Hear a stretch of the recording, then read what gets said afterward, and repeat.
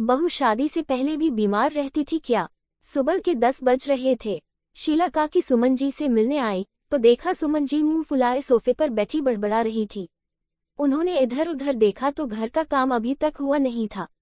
शीला काकी तो मन ही मन खुश हो गई। अब बहू पुराण शुरू करने का अच्छा मौका मिल गया था। आखिर ऐसी मसालेदार चटखारेदार सास बहू की नोकझोंक के लिए ही तो वो इधर उधर पड़ोसियों के घर घूमती थी। सुमन जी के पास बैठते ही उन्होंने बोलना शुरू किया, अरे सुमन भाभी, अभी तक घर का झाड़ू करकट भी नहीं लगा। बहू कहाँ गई आपकी? अरे क्या बताऊं, नाम मत ले उसका, आए दिन बस बीमारी का बहाना करके पड़ी रहती है। गई है अपने पति के साथ डॉक्टर को दिखाने, बस घूमने फिरने की लगी रहती है और क्या। सुमन जी चिड़ी बैठी थी सो थोड़ा सा छेड़ते ही तिलमिला गई। हाय, सारा काम छोड़ कर गई है, अब काम कौन करेगा? तुम्हारे घर में तो काम वाली भी नहीं आती है, शीला काकी जबरदस्ती की हमदर्दी जताते हुए बोली। मैं हूं ना काम वाली इस घर में, इस बुढ़ापे में मैं करूंगी इस घर का काम।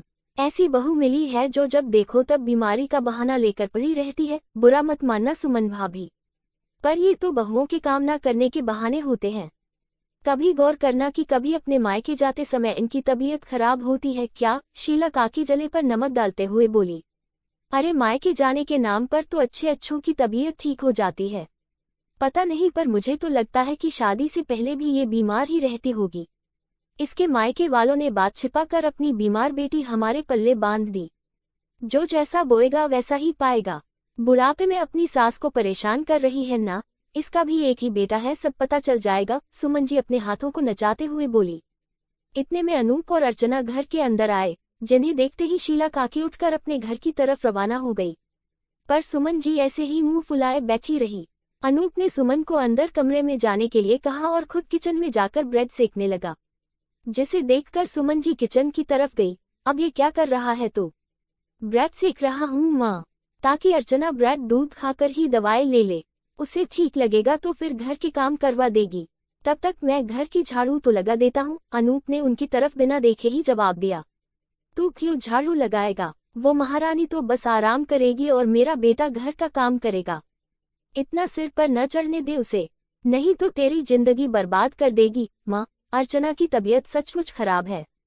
आपको इतनी सी बात समझ में नहीं आती, सब बहानेबाजी है। अच्छी तरह से जानती हूँ मैं, पर मेरा बेटा है कि समझने का नाम ही नहीं लेता। सुमन जी बड़बड़ाती हुई वापस सोफे पर आकर बैठ गई।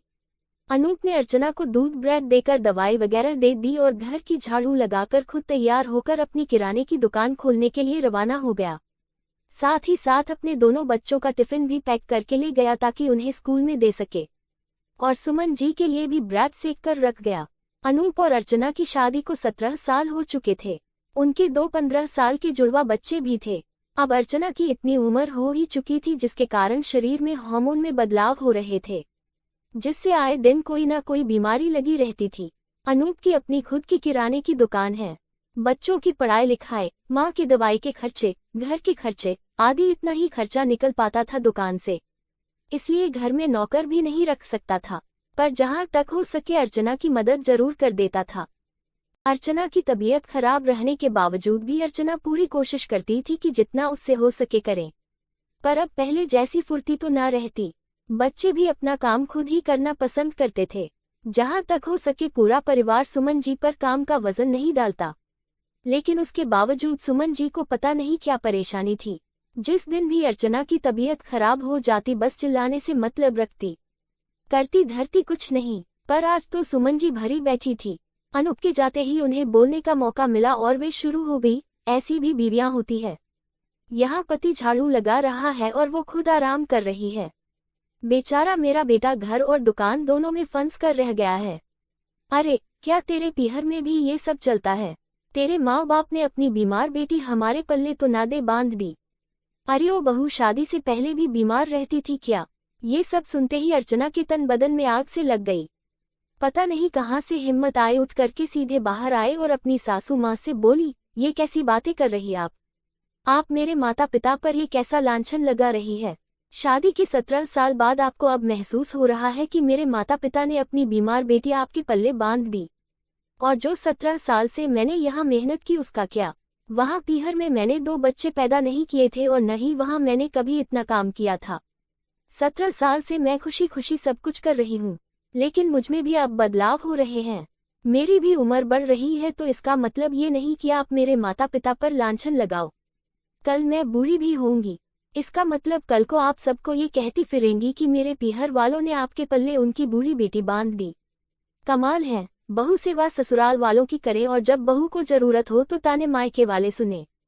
याद रखिएगा, मैं एक शब्द नहीं सुनूंगी, खुद के लिए भी नहीं और मायके वालों के लिए भी नहीं। ऐसा कहकर अर्चना अपने कमरे में चली गई और सुमन जी उसे जाती हुई चुपचाप देखती रह गई, क्योंकि इतना तो उन्हें समझ में आ गया था कि बहू अब कुछ नहीं सुनेगी।